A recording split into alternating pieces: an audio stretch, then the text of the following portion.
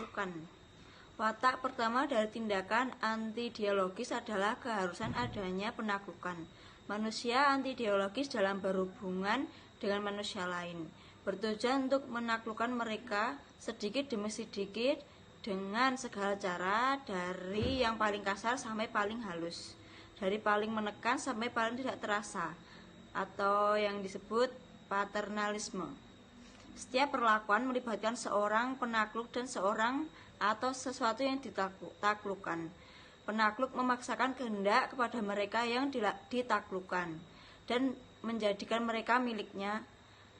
Dia memaksakan garis bentuk dirinya kepada kaum takluk yang menginternalisasi bentuk ini dan menjadi manusia mendua yang menyerap orang lain.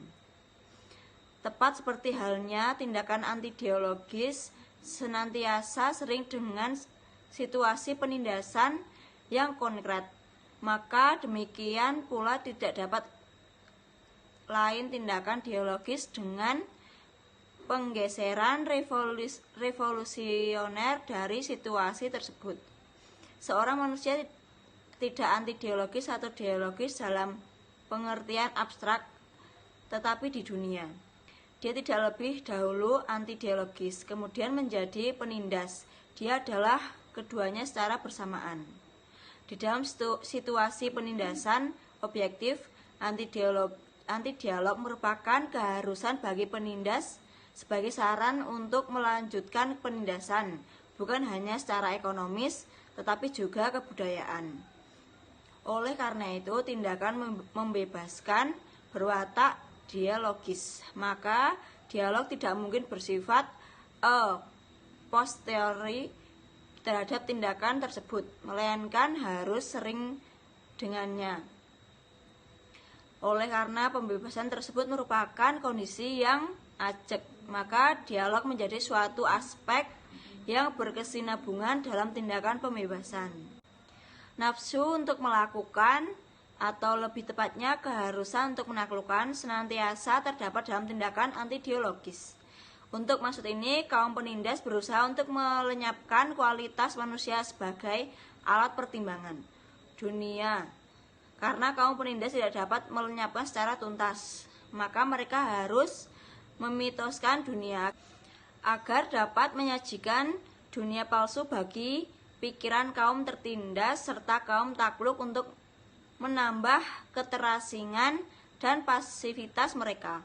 Kaum penindas mengembangkan suatu rangkaian metode yang menghindari semua bentuk penyajian dunia sebagai suatu masalah, namun menunjukkannya sebagai suatu wujud mati, sebagai suatu yang sudah jadi, suatu kemana manusia sebagai sekedar penonton harus menyesuaikan diri. Merupakan keharusan bagi kaum penindas untuk mendekati rakyat agar dapat membuat mereka tetap pasif melalui penaklukan. Pendekatan ini tentu saja tidak berangsur dan bersama rakyat maupun menuntut adanya komunikasi sejati.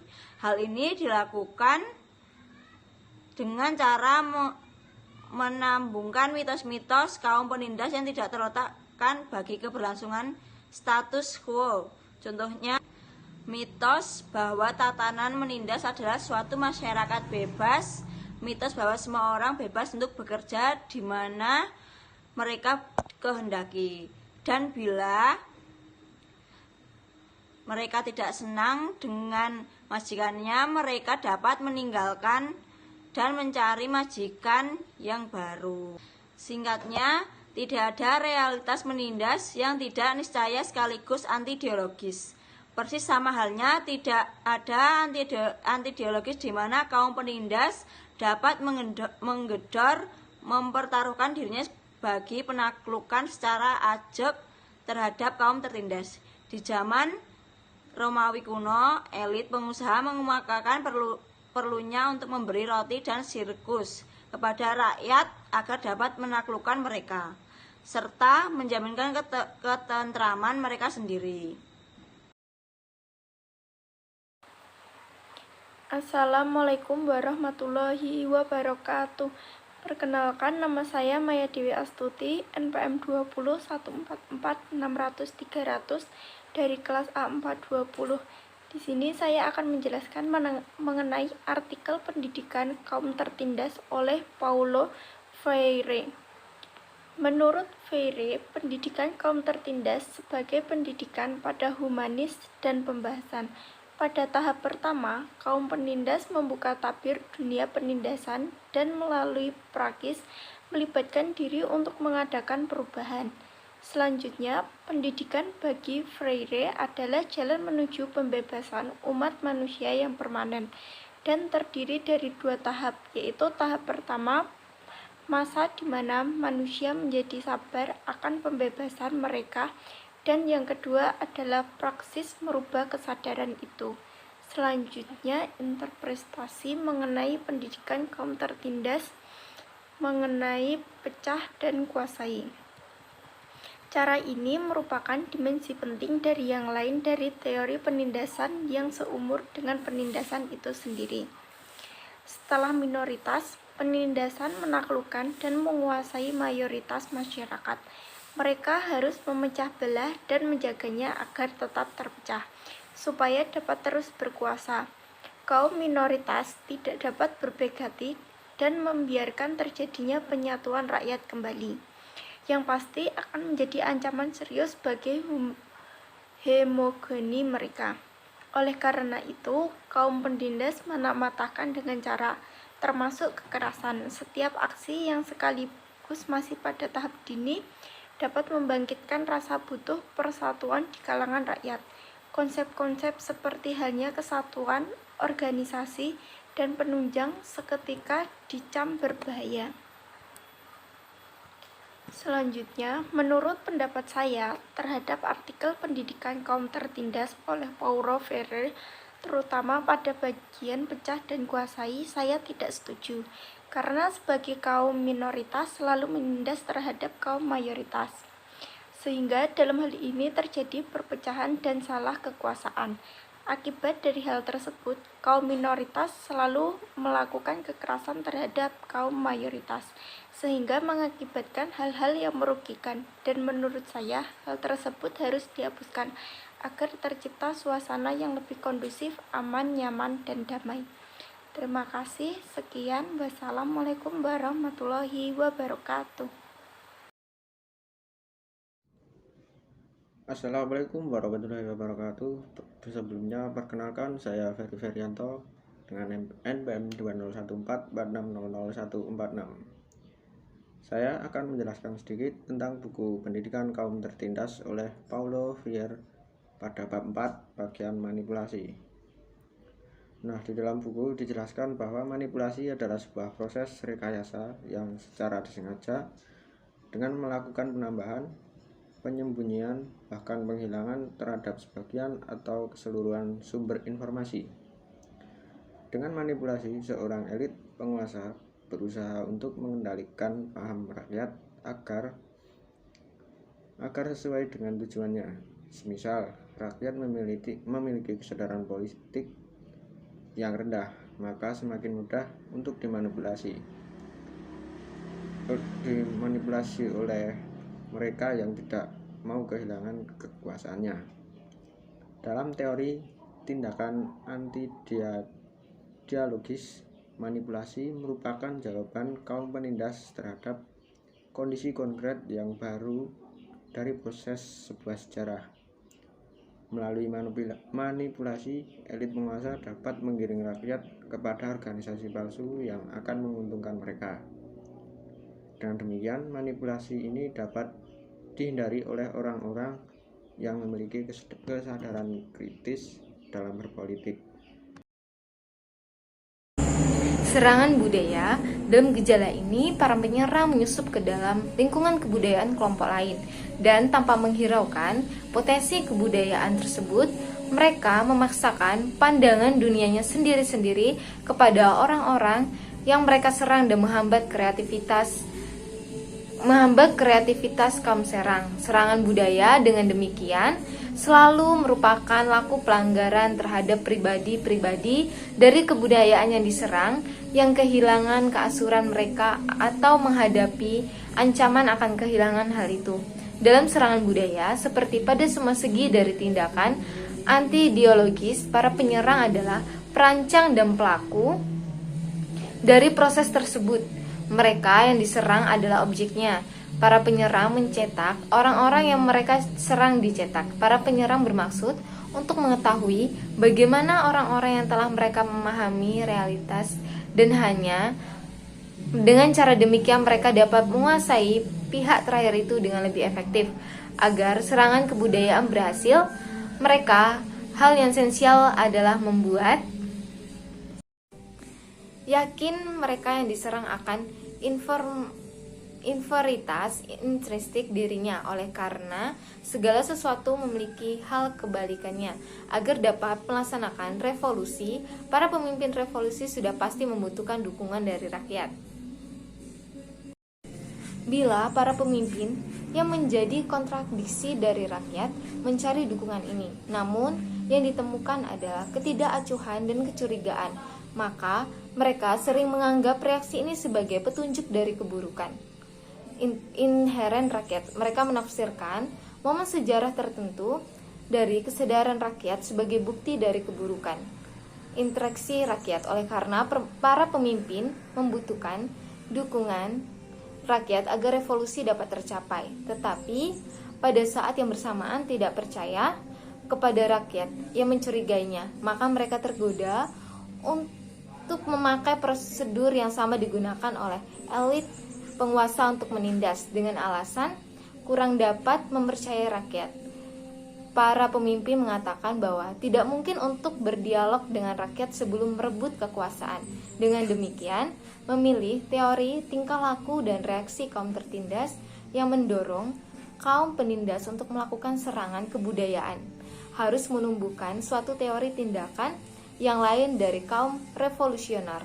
Apa yang membedakan antara pemimpin revolusi elit penguasa bukan hanya tujuan-tujuannya, tetapi juga cara-caranya. Bila mereka bertindak dengan cara yang sama, maka tujuannya menjadi serupa. Bagi elit, penguasa akan menjadi kontraduksi dalam dirinya bila menghadapi hubungan manusia dunia sebagai permasalahan kepada rakyat. Seperti halnya bagi para pemimpin revolusi, jika tidak melakukan hal itu. Saya Cindy Puspitasari dari kelas A420 dengan NPM 20144600152. Di sini saya akan menyampaikan hasil sebuah analisis sintesa buku Paulo Freire yang berjudul Pendidikan Kaum Tertindas mengenai kerjasama di bab 4. Dari teori tindakan dialogis, para pelaku berkumpul dalam kerjasama untuk mengubah dunia. Teori tindakan dialogis tidak melibatkan suatu pelaku karena yang menguasai menaklukkan serta suatu objek yang dikuasai. Kerjasama sebagai suatu ciri dari tindakan dialogis yang berlangsung hanya di antara pelaku-pelaku yang hanya dapat tercapai melalui komunikasi. Dialog sebagai komunikasi esensial harus mendasari setiap kerjasama. Pengabdian para pemimpin revolusi kepada kaum tertindas adalah sekaligus pengabdian kepada kebebasan. Kerjasama mengarahkan pelaku-pelaku dialog untuk memusatkan perhatian pada realitas yang mengantarai mereka dan dihadapkan sebagai masalah menantang mereka. Dukungan dalam kerjasama ini seiring dengan tumbuhnya kepercayaan rakyat kepada diri sendiri dan kepada para pemimpin revolusi ketika pihak pertama menerima dedikasi dan ketulusan pihak kedua. Para pemimpin harus percaya kepada potensi rakyat yang tidak boleh mereka perlakukan sebagai sekadar objek dari tindakan mereka. Dalam teori dialogis, pada tahap manapun aksi revolusi tidak dapat mengesampingkan persekutuan dengan rakyat. Persekutuan pada gilirannya melahirkan kerjasama yang membawa para pemimpin dan rakyat kepada penggabungan yang diuraikan Guevara. Penggabungan ini dapat terjadi hanya bila aktivitas revolusi benar-benar manusiawi, empatik, penuh penuh cinta, komunikatif, dan rendah hati agar mampu membebaskan kaum tertindas. Saya setuju dengan pemaparan Paulo Freire dalam bukunya yang berjudul Pendidikan Kaum Tertindas mengenai kerjasama di bab 4. Karena sebuah kerjasama sangatlah penting bagi kaum tertindas, di mana kerjasama dapat tercapai dengan adanya sebuah komunikasi. Kerjasama bagi kaum tertindas bertujuan untuk memajukan pendidikan bagi para kaum-kaum tertindas.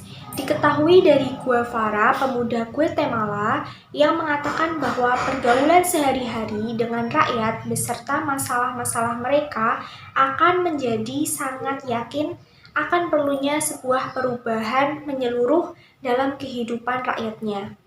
Sebuah kerjasama dapat terbentuk dari adanya kerendahan hati serta kemampuan untuk mencintai yang memungkinkan terbentuknya persekutuan rakyat. Tanpa adanya persekutuan yang melahirkan kerjasama sejati, rakyat hanya akan menjadi objek aktivitas revolusi sehingga dukungan mereka tidak menjadi terwujud dan akan menimbulkan sebuah ketidakadilan serta melahirkan kemiskinan. Di dalam sebuah kerjasama dibutuhkan sebuah persekutuan yang dapat melahirkan kerjasama yang membawa para pemimpin dan rakyat kepada penggabungan yang diuraikan oleh Guevara tersebut dengan aktivitas revolusi yang benar-benar manusiawi, empatik, penuh cinta, komunikatif, dan rendah hati agar mampu membebaskan para kaum tertindas, sehingga pendidikan kaum tertindas akan maju. Persatuan untuk pembebasan.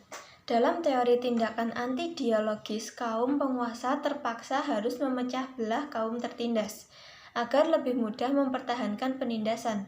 Maka dalam teori dialogis, para pemimpin harus menyerahkan dirinya bagi usaha tanpa kenal lelah bagi persatuan kaum tertindas dan persatuan para pemimpin dengan kaum tertindas untuk mencapai pembebasan.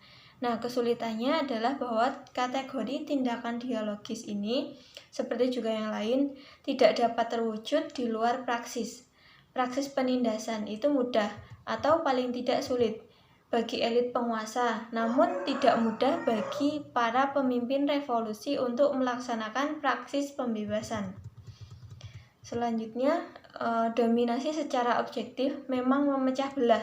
Dia mengikat aku tertindas posisi pelekatan terhadap realitas yang tampak sangat kuat dan raksasa, serta kemudian mengasihkannya dengan memamerkan kekuatan-kekuatan misterius untuk menjelaskan kekuatan ini. Nah, untuk memecah belah kaum tertindas, maka suatu ideologi penindasan pasti diperlukan.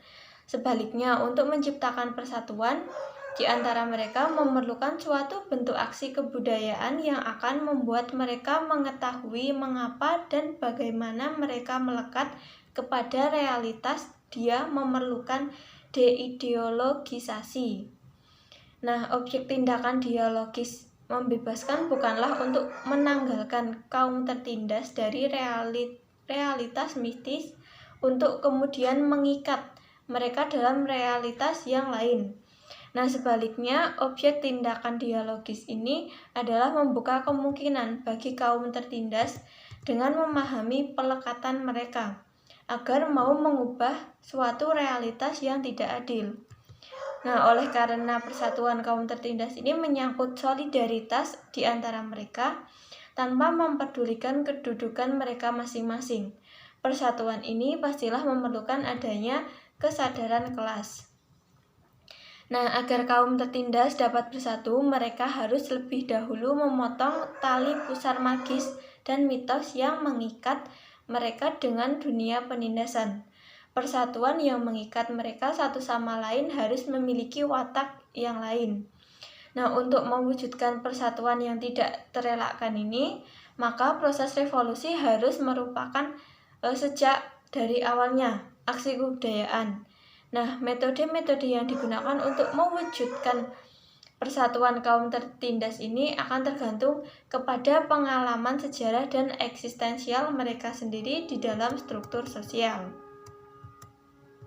Nah, bentuk-bentuk aksi kebudayaan dalam situasi-situasi yang sedemikian berbeda seperti ini bagaimanapun juga mempunyai tujuan sama, yaitu menjelaskan kepada kaum tertindas mengenai situasi objektif yang menjerat mereka pada kaum penindas, baik kelihatan maupun tidak.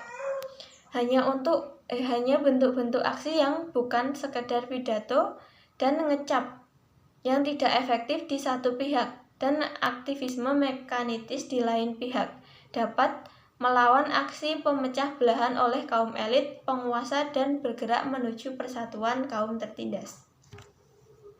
Persatuan untuk pembebasan ini bagi seseorang untuk mencapai kesadaran kritis mengenai kedudukannya sebagai manusia tertindas memerlukan pengetahuan kritis mengenai realitasnya sebagai suatu realitas menindas. Untuk alasan inilah, maka diperlukan pemahaman terhadap hakikat masyarakat. Organisasi.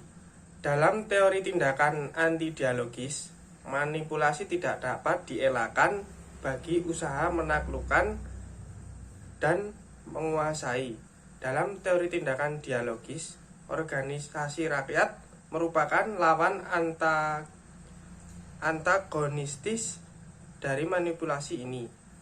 Organisasi bukan hanya berkaitan langsung dengan persatuan, namun juga merupakan perkembangan yang wajar dari persatuan itu. Oleh karena itu, usaha para pemimpin dalam hal persatuan adalah niscaya juga suatu usaha untuk mengorganisasikan rakyat yang menuntut kesaksian bagi kenyataan bahwa perjuangan bagi pembebasan adalah tugas bersama. Kesaksian yang merekalah kesaksian dibuat sekalipun kesaksian untuk rakyat, karena hubungan dialektis mereka dengan elit penguasa juga mempengaruhi pihak terakhir yang menanggapi kesaksian itu menurut kebiasaan mereka. Semua kesaksian yang murni, yakni kritis, mencakup keberanian untuk menempuh resiko, termasuk kemungkinan bahwa para pemimpin tidak akan selalu langsung memperoleh dukungan dari rakyat. Kesaksian yang tidak membuahkan hasil pada waktu tertentu dan dalam kondisi tertentu tidak dengan demikian berarti tidak akan berbuah juga di waktu mendatang. Nah, oleh karena itu, kesaksian bukanlah isyarat abstrak, melainkan suatu tindakan, suatu perlawanan terhadap dunia dan manusia, maka dia tidak statis. Dia merupakan unsur dinamis yang menjadi bagian dari lingkungan masyarakat di mana dia berada sejak saat itu. Dia tidak pernah berhenti mempengaruhi lingkungan tersebut.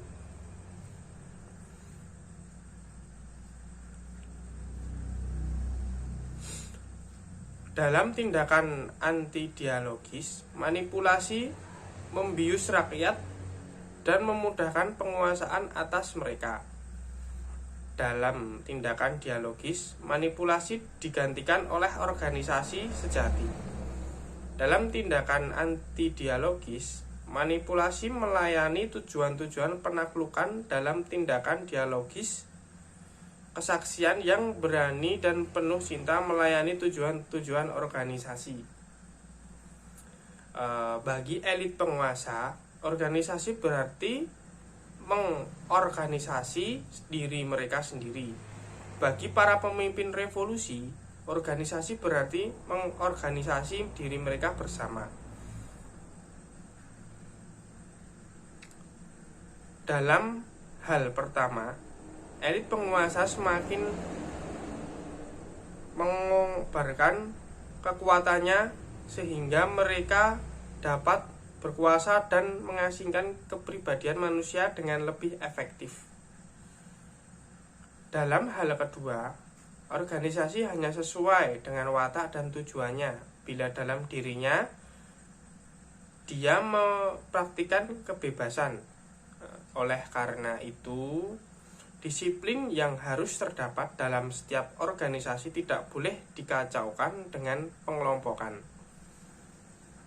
Sesungguhnya bahwa tanpa kepemimpinan, disiplin, ketetapan, dan tujuan-tujuan tanpa tugas untuk dilaksanakan dan keuangan untuk dilaporkan, suatu organisasi tidak dapat bertahan.